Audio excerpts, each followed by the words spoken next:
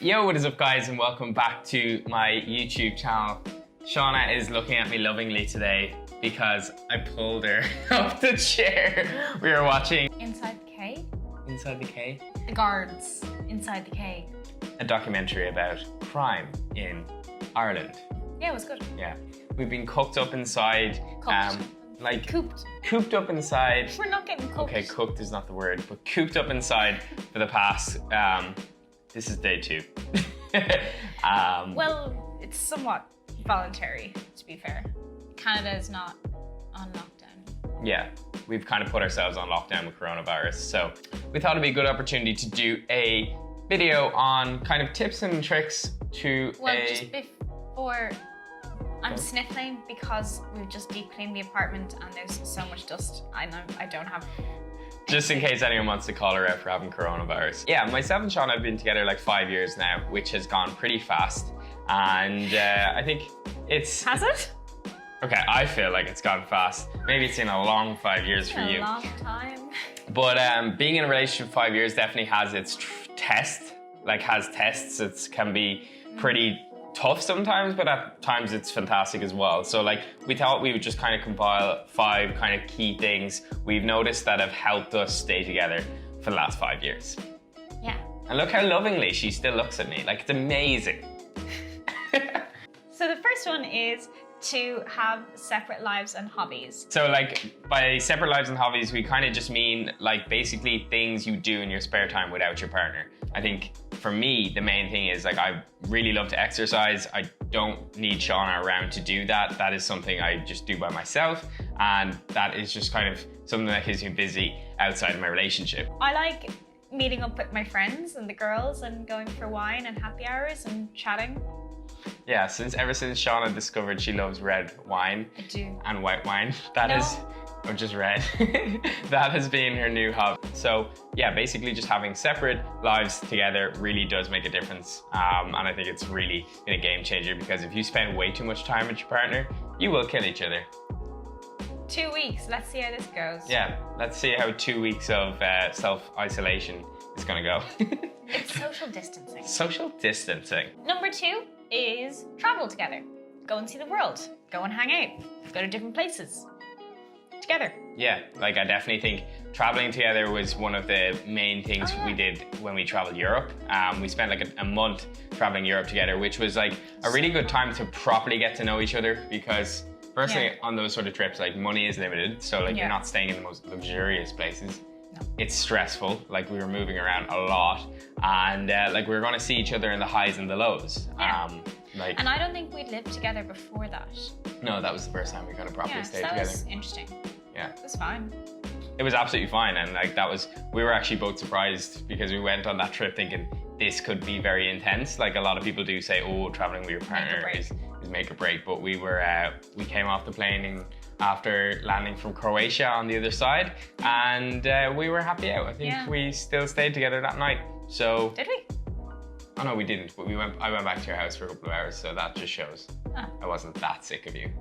Well, you wanted to see Darcy. Yeah, and then continuing that travel together, we are obviously living in Vancouver together, and this is going into this is our 2nd year, and we did the first year with a roommate, 2nd year without a roommate, and it's all been fine. So the first month of traveling we had together really prepared us for our future. It just lets you get to know someone really well, and then also traveling you're going to have more conversations because you're not distracted, like on train journeys and stuff. So brings us on to our next point, which is talk to each other, communicate.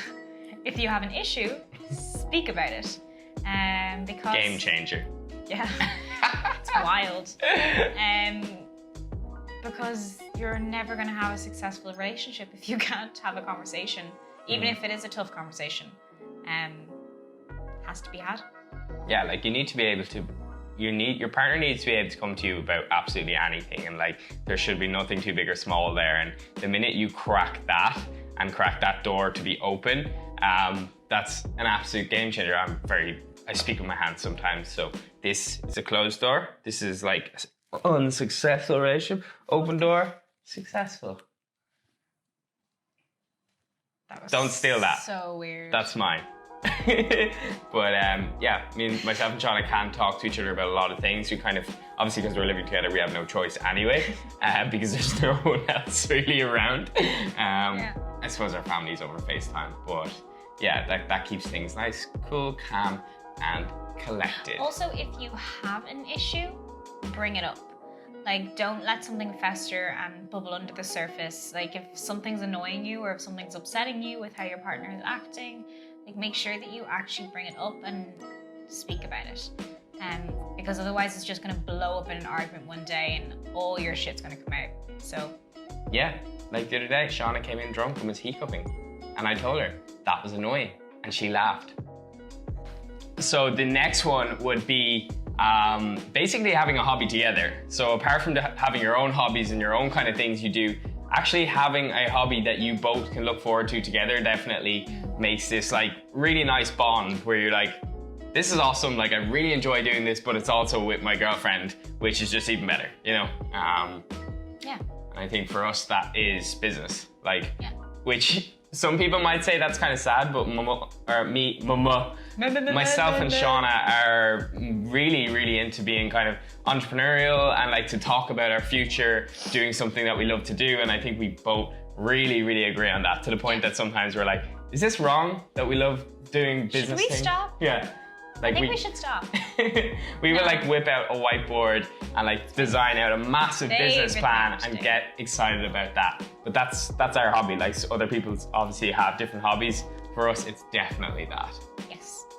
And finally is to look after yourself and be a little bit selfish in that. And you want to feel good like physically in yourself and confident and kind of proud of yourself, because otherwise it's just not going to work.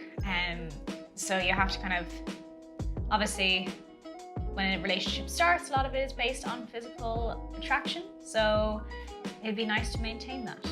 Exactly. Like, don't forget why you guys fell in love. Like, and obviously personality is super important as well. And we're not saying that it isn't, but at the end of the day, we're not all in love is blind. Like, we do get attracted to each other physically when you first meet, and you should want to make that to continue. Yeah, and I do find like things that help there is like, you know, obviously keeping yourself fit, but like if you're going on a date, like just putting in the effort and obviously wearing something nice, not like just wearing tracksuit bottoms all the time, like keeping yourself like now. Now we're like chilling in our house, but like if we're going out for dinner, I will definitely always wear a shirt, and Shauna always like dresses up, and like that keeps the attraction there. And I think that's the main thing, is obviously not to be shallow about it, like, but like you do got to look after yourself. And I have another one. Go. Bonus round. Ding ding. Ding ding ding. Go on dates. There we go. Dates. That's a game changer for us. Why are you touching me? We go on dates. I'm not in a touching mood. Oh, okay. There's the honesty. That's back to our other one about being honest. Yeah, know each other's boundaries. But yeah, go on dates. Make an event of it. Do date days. Like go on a drive, or go and do an activity together, or go for dinner. Like make it a regular thing. Like delegate time to do that. And because life can get very, very busy and in the way, so you have to like make sure you pick out that time in the day or of the week to actually spend with each other. Yeah. And no phones. Don't fall into the relationship where, it works. That is the last thing you want to do.